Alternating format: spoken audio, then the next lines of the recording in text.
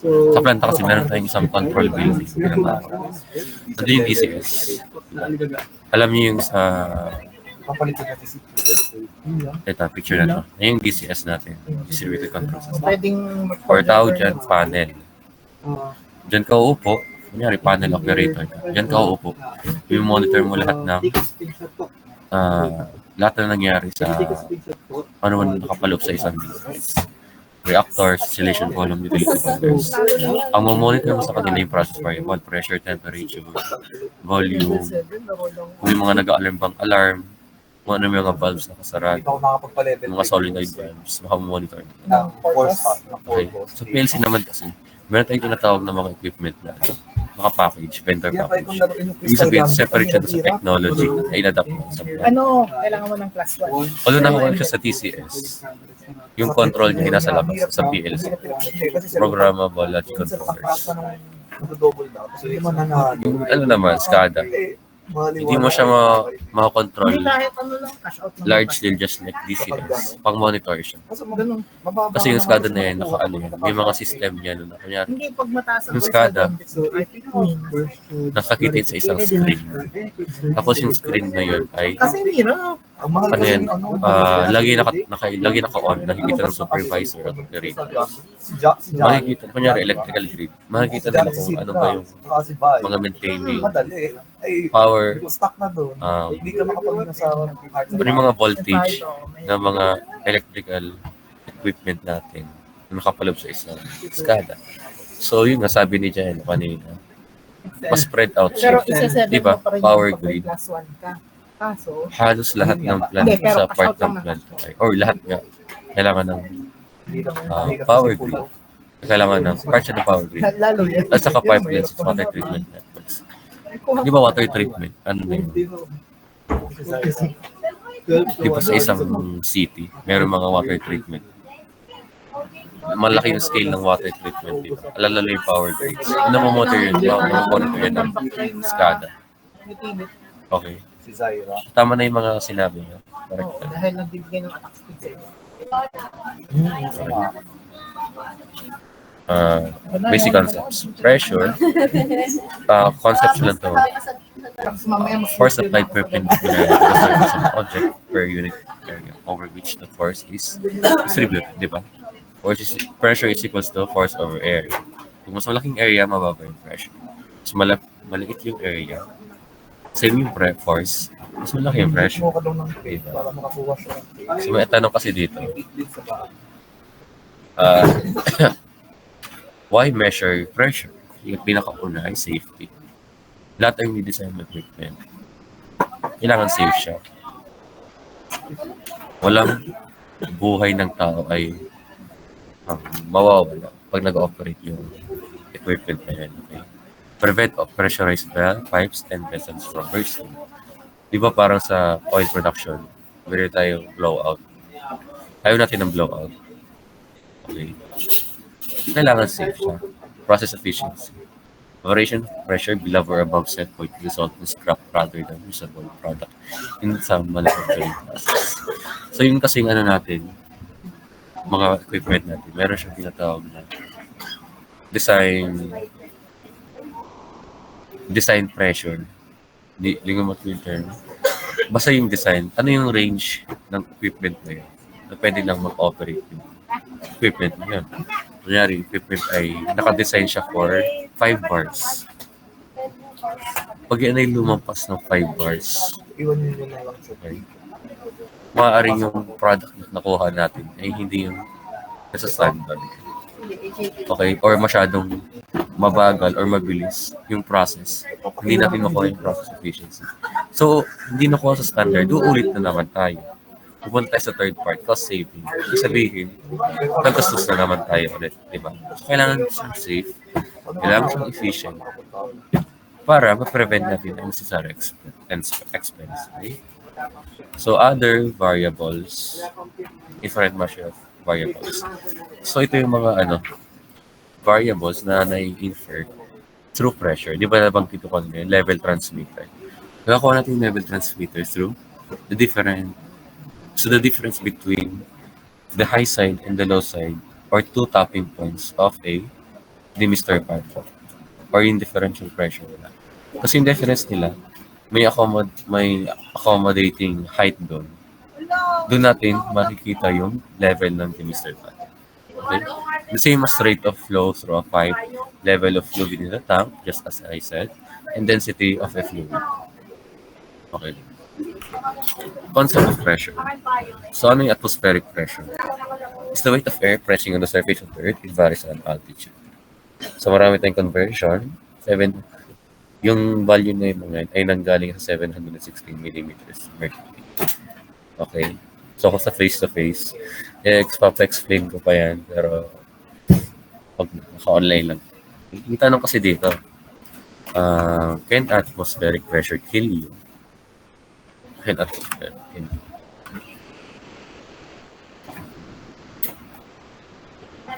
Can atmospheric pressure kill you?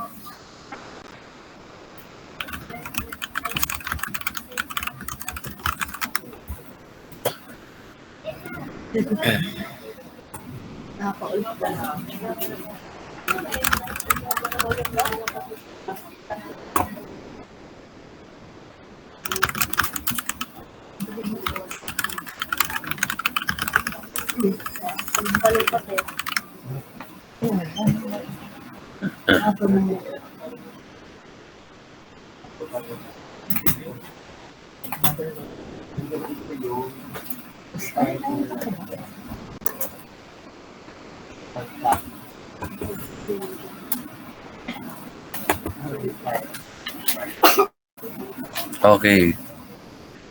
So, tanong, can atmospheric pressure kill you? Sige, si Ken. Yes po, sir. Pag nasa high altitudes po, may low pressure po and low din po yung oxygen. So, ang cause nun, low oxygen, hindi pressure. Okay. I mean, low po yung atmospheric pressure po, which should po kasi po ng lower oxygen po. Ano?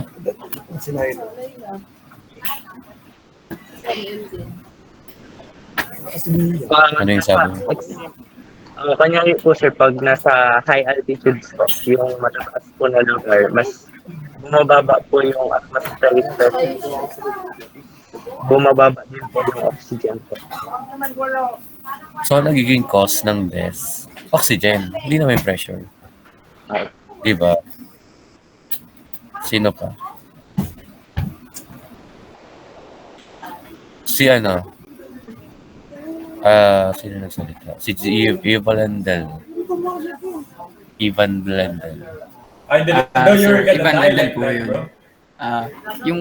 Yung atmospheric pressure po, hindi po siya talaga nakakakil. Kasi, yun nga po, pag po nasa normal po tayo na surface level, parang naka-adapt naman po yung body natin. So, hindi po siya nakakakil talaga. Pag nagka-change na lang po, kunwari po is, yun nga po, yung nabanggit ni Kent na kapag tumas po tayo pag tumas po yung altitude, parang nag-i-increase po yung atmospheric pressure din. Nagdo-double po yung pressure. So, Okay. Tama rin yung sinabi niyo una. Yung second naman. Pag tumaas ka, bumababa yung pressure. Okay. Si Jello. Ayan. Siguro po ang pagkasagot ko po ay yung atmospheric pressure po ba na minimin po dyan ay yung ATM na unit po or yung atmospheric pressure po at sea level sa atin. Kasi po kapag okay lang sa akin. yung standard po. Oo. Ayun. Kung sa human naman po, nakaka-kill po since adapted body natin. Pero kung sa other creatures po na hindi sa standard na atmospheric pressure, nakaka-affect. Okay. Ako na may mga sagot niya. Answer is yes, it can kill you. So bakit di pa tayo? It can kill you at certain conditions. Okay? Di pa tayo buhay. Kasi yung human natin, yung body natin naka-adapt. Diba sabi ni Jello? Naka-adapt na yung katawan natin. Yung skeletal structure natin, yung muscle, yung water na nasa loob natin. Kaya niyang i-block. Kaya yung pantay yung 14.7 PSI. Okay? Kaya kita nyo to. But it can kill you. It can really kill you. Tingnan mo to. Tank implosion. Di ba? Tank implosion. Na-vacuum na yung tank or yung gas sa loob nag-condense. Pag nag-condense yung gas sa loob, bababa yung pressure niya. Mag-vacuum na siya. Enough siya para ma-destroy yung tank. Di ba metal? So it can kill you. Bottom line. Okay, so absolute pressure, some gauge pressure, and the atmospheric pressure.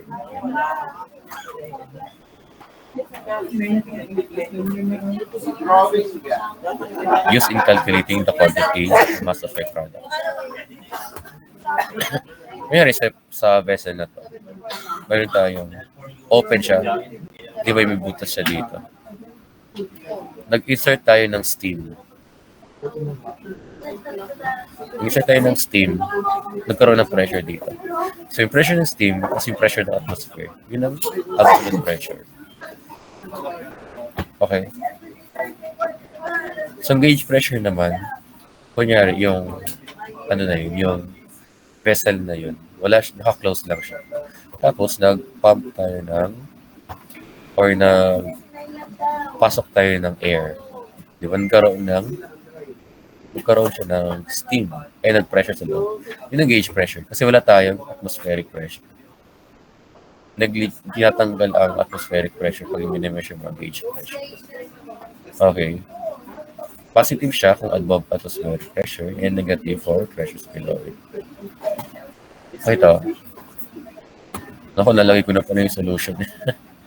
So yung tank, the pressure ng tank is 43 PSI. Open siya. So, ibig sabihin, incorporate na natin yung atmospheric pressure. Okay? So, 43 plus 14.7 equals 57.7. Okay? Ang sinasabi lang dito, pressure does not depend on the diameter. Okay? Any point at the bottom of the At any point at the bottom of the container, the pressure of the head height will be the same. Yun ang sinasabi. Vapor pressure. So vapor pressure, sa isang liquid, meron siyang vapor pressure. Pressure of the vapor over a liquid at equilibrium. Pressure exerted by particles in a liquid by their kinetic energy na position of atmospheric pressure. So yung vapor pressure natin pataas siya.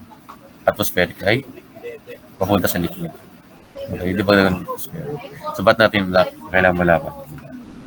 Meron kasi tayong tinatawag na boiling point. Ano yung boiling point ng tubig? Ano yung boiling point ng tubig?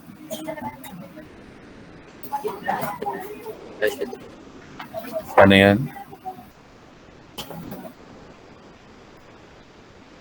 Ano yun, Jello?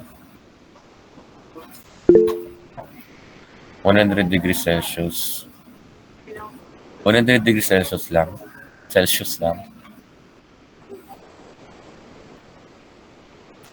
Sure ka?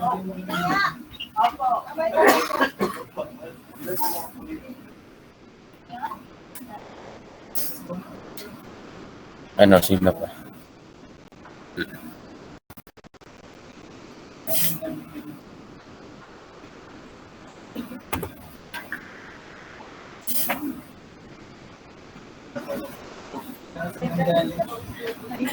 Okay. 100 degrees Celsius at 1 a.m. Huwag yung kalimutan yung pressure. Kasi yung boiling point, magbabago yan. Depende kung ano yung kanyang napapalibutan na atmospheric pressure. Okay? So, ang nangyayari, nagkakaroon tayo ng evaporation. That is a natural occurring phenomena. Yung vapors natin ay nag-escape siya sa liquid. Okay? Pag boiling point naman, nag-equal yung atm and vapor pressure equal sila and yung temperature ay umabot sa kanyang boiling point. Pag nangyari yan, rapid yung occurrence ng evaporation, nagkakaroon ng bubbles. Di ba? So, mangyayari ang boiling pag yung temperature niya ay umabot sa kanyang boiling temperature. Ang evaporation, natural occurring yan. Ibig sabihin yung vapor natin ay escape siya naturally because of kinetic energy, palagay dito. Kinetic energy of the liquid particles. So, yung mga, dito? So, yung mga, dito? As elevation increases, the atmospheric pressure,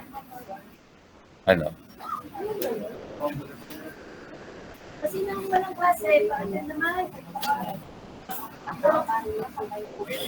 Available to o'clock. Ano ng testing machine? Pag-research ka. The atmospheric. Ano daw? Pag-testing ko. Ayan o. Kaya mo. Nakaparatos? Paano? The atmospheric pressure, anong sagot? Ay, may bago na tayo ilalagay. Patig na lang mo. Ma'am Grace, patig ka doon. Ay, wala ko doon. Decreases, okay? Because atmospheric pressure is lower, the vapor pressure of the liquid can be lower. Kasi may na yung atmospheric pressure. So, dapat kailangan ng vapor pressure, pantayin yung atmospheric pressure para ma-reach yung boiling point. So, lower. Kasi nasa taas po siya, higher altitude. Therefore, paano yung heat? It's higher. Sino na nagsagot na?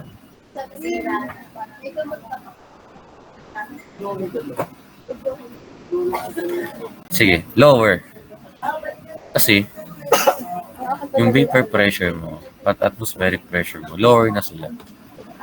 So, ibig sabihin, yung heat na kailangan ng mga particles, yung energy na kailangan nila, para sila yung maka-escape, ay lower na din. Lower heat is required to make the vapor pressure equal to the atmospheric pressure. Kasi atmospheric pressure natin, bababa na siya. Okay. Volatility. A material quality describes how readily a substance vaporizes. At a given temperature pressure, a substance with high volatility is more likely to exist as vapor, when a substance with low volatility is more likely to be a liquid or solid. Di ba? Yung distillation column natin, alam kong time na. May klase pa ba kayo? Last question na po.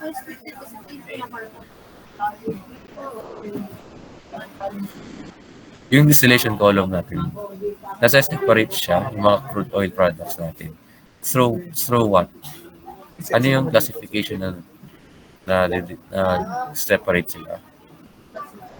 Through their Kasi hindi ko sila namiss kasi nag-arsa ko ng boiling point and volatility. Yung mga lighter hydrocarbons, sa taas siya. Kasi lower yung volatility. Higher volatility. Diba? Yung mga heavy hydrocarbons, yung mga mahirap mag-vaporize, sa baba siya. Nagsasettle. Kasi mataas, ay mababa yung kanyang volatility. Okay. So that's our class.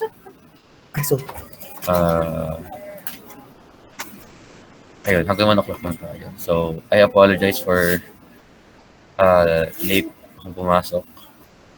Saka nag-extend akong konting 3 minutes lang naman. Okay, so that ends our class and I hope I'll see you next meeting. Thank you. Thank you po, sir. Bye po. Thank you po, sir. Thank you po. Thank you po, sir.